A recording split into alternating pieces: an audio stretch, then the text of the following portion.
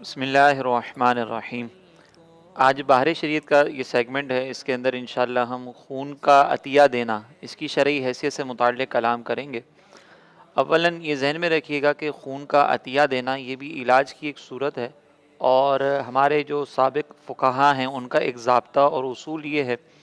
کہ اگر کوئی بھی علاج کسی حرام چیز سے کیا جا رہا ہو تو اس کے اندر یقین حاصل ہونا ضروری ہے کہ جس چیز سے علاج کیا جا رہا ہے اگر وہ حرام ہے اور اس کے ذریعے جو ہے انسان کو صحت حاصل ہو سکتی ہے، اس کا علاج ممکن ہو سکتا ہے اور وہ ہلاکت سے بچ سکتا ہے، تو اس ضابطے کو بنیاد بناتے ہوئے فقہا نے اس بات کی اجازت دی ہے کہ ناپاک یا ناجائز جو چیز ہوتی ہے اس سے علاج کیا جا سکتا ہے۔ اب اگر ہم خون کے معاملے کو دیکھیں تو خون انسان کے جسم سے خارج ہونے والی جو خون جب خارج ہوتا ہے تو جیسے ہی انسان کے جسم سے اس کا خروج ہوتا ہے وہ ناپاک اور نجس کہلاتا ہے۔ اصل ضابطے کی بنیاد پر یہ دیکھا جائے گا کہ اگر اس خون کو کسی دوسرے انسان کے اندر منتقل کیا جائے تو یہ ناجائز اور حرام ہونا چاہیے، لیکن چونکہ ہمارے فقہا ہی نے اس بات کی اجازت دی ہے کہ اگر کسی کی زندگی اس بات پر موقوف ہو کہ وہ اس ناجائز چیز کے ذریعے ہی اپنا علاج وغیرہ کروا سکتا ہے تو پھر اس کی اجازت ہوگی، جیسا کہ ہم قرآن مجید میں بھی اس کی اجازت دیکھتے ہیں کہ اللہ تبارک و تعالیٰ نے یہ ارشاد فرمایا کہ فمن اضطر غیر باغ، کہ اگر کسی کے لیے کوئی ایسا ہی صورت ہو جائے کہ جس میں وہ حالت اضطرار کے اندر ہو، یعنی وہ قریب موت کے قریب ہو جائے اور یا پھر فوت ہو جائے، تو اس صورت کے اندر اس کو خون پینا، اسی طریقے سے سور کھانے تک کی اجازت ہے جبکہ اس کے پاس کوئی دوسری حلال چیز میسر نہ ہو۔ تو یہاں پر بھی پھر اگر ہم دیکھتے ہیں تو خون اگرچہ اپنی اصل کے اعتبار سے نجس ہے، دوسرے انسان کے اندر اس کو منتقل کرنا یہ ناجائز ہونا چاہیے تھا، لیکن چونکہ موجودہ دور کے اندر اس خون کے ذریعے علاج کرنا یہ بہت زیادہ مؤثر بھی ہے اور اس کے ذریعے ہم نے کئی لوگوں کی جانوں کو بچتے ہوئے دیکھا بھی ہے، اور یہ کہ یقینی سی صورت پیدا ہو جاتی ہے کہ جب ہم کسی ایسے شخص کو جس کے اندر خون کی کمی ہو جائے اس کو دوسرے انسان کا بلڈ دیتے ہیں تو اس کی زندگی بچ جاتی ہے۔ یہاں پر ایک اور مثال کے طور پر ہمارے فقہا نے اس بات کی بھی مثال دی ہے کہ انسانی جسم سے نکلنے والے اجزاء کے ذریعے کسی دوسرے انسان کو فائدہ پہنچانے کی اگر مثال دیکھی جائے تو آپ جو بچے ہوتے ہیں، چھوٹے شیرخوار بچے ہوتے ہیں، وہ والدہ کا دودھ پیتے ہیں۔ اب اگر دیکھا جائے تو وہاں پر چھوٹے بچوں کو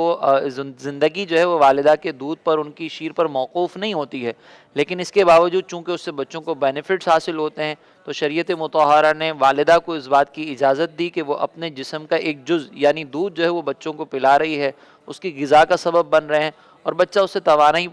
حاصل کر رہا ہے، حالانکہ وہاں پر بچے کی زندگی کسی اور ذریعے سے بھی بچائی جا سکتی تھی۔ وہاں پر ضروری نہیں تھا کہ بچہ والدہ کا ہی دودھ پیے، دوسرے بھی ذرائع کے ذریعے دوسرے ذریعے سے بھی وہ غذا حاصل کر سکتا تھا۔ تو جب ایک انسانی جز پر کسی کی زندگی موقوف نہیں ہے، اس کے باوجود شریعت مطہرہ نے وہاں پر اجازت عطا فرمائی، تو جہاں پر ایک زندگی موقوف ہو اگر ہم اس کو بلڈ ڈونیٹ نہ کریں تو اس صورت کے اندر ہو سکتا ہے کہ جو مریض ہے وہ فوت ہو جائے یا قریب بہ فوت ہو جائے، تو یہاں پر پھر بدرجہ اولیٰ اجازت دی جائے گی۔ البتہ یہاں پر یہ ضرور ذہن میں رکھیے گا کہ حرام اشیاء اگر جو بلڈ کے علاوہ ہیں ان کے ذریعے بھی علاج کی اجازت صرف اسی صورت میں دی جاتی ہے کہ جب وہاں پر زندگی کے وقوف یا موقوف ہونے کا اندیشہ ہو۔ دوسری بات یہ کہ بعض اوقات کوئی یہ سمجھ سکتا ہے کہ مثال کے طور پر ہم جو ہے وہ آنکھیں ڈونیٹ کر دیں یا کسی کو ہم جو ہے وہ اپنے دیگر اعضاء جو ہے وہ ڈونیٹ کر دیں تو کیا اس کی اجازت ہوگی؟ تو اس صورت میں اجازت اس لیے نہیں ہوگی کیونکہ آنکھیں ڈونیٹ کرنے کے اندر کسی کی زندگی موقوف نہیں ہوتی، ایک بینیفٹ اس کو مل جاتا ہے کہ وہ اس کی اگر نگاہیں پہلے نہیں تھیں، وہ نابینا تھا تو بینا ہو جائے گا، یہ بینیفٹ ضرور ہے، لیکن نابینا کی زندگی آنکھوں پر موقوف نہیں ہوتی، اگر وہ نابینا بھی ہے تو زندگی آسانی سے گزار سکتا ہے، یعنی وہ اپنی زندگی جو ہے وہ ٹریننگ وغیرہ کے ذریعے یا کوئی تھوڑی بہت پریشانی کے ساتھ گزارے گا، لیکن ایسا نہیں کہ وہ فوت یا قریب فوت ہو جائے، اتنی زیادہ ضرورت اس کو نہیں ہے۔ لہٰذا بلڈ کے اوپر دیگر جو اعضاء ہیں ان کو ہم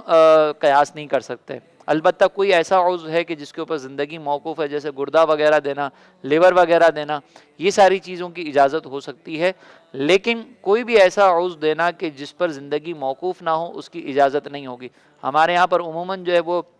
لوگ یہ وصیتیں کر کے جاتے ہیں کہ میں جب فوت ہو جاؤں تو میری آنکھیں جو ہے وہ کسی کو ڈونیٹ کر دی جائیں، یہ زیادہ سخت ہے کیونکہ کسی کی فوتگی کے بعد اس کے اعضاء کو چیر پھاڑ کر کے کسی دوسرے انسان کو دینا یہ زیادہ سخت ناجائز ہے، کیونکہ اس سے میت کو بھی تکلیف ہوتی ہے، اور ایسی کسی وصیت کے اوپر عمل کرنا یہ بھی جائز نہیں ہوتا، اور ایسی کسی وصیت کے اوپر عمل نہیں بھی کیا جائے گا، اور نہ یہ کوئی بہت بڑا نیک کام ہے۔ عموماً ہمارے یہاں پر اس کو سراہا جاتا ہے، اس کی اجازت نہیں ہوگی۔ آخر میں ایک اور چیز کی، جو ہم بلڈ ڈونیٹ کرتے ہیں، اس میں یہ ضرور ذہن میں رکھیے گا کہ یہ بلڈ جو دیا جا رہا ہے اس کی اجرت نہیں لی جا سکتی۔ اس کی اجرت لینے کی اجازت صرف اس صورت میں ہوگی کہ آپ نے مثال کے طور پر بلڈ کے ساتھ کوئی اور فیسیلیٹی بھی آپ دے رہے ہیں، جیسے بلڈ کو رکھنے کے لیے باٹلز وغیرہ ہیں، تو ان باٹلز کی اجرت یہ جائز ہے، لیکن اس بلڈ کی اجرت بہرحال ناجائز ہی رہے گی۔ اگرچہ اس کا ڈونیٹ کرنا، اگرچہ یہ کسی کو دینا جائز ہے، لیکن اس کی اجرت نہیں لے سکتے، یہ شرعاً گناہ ہوگا۔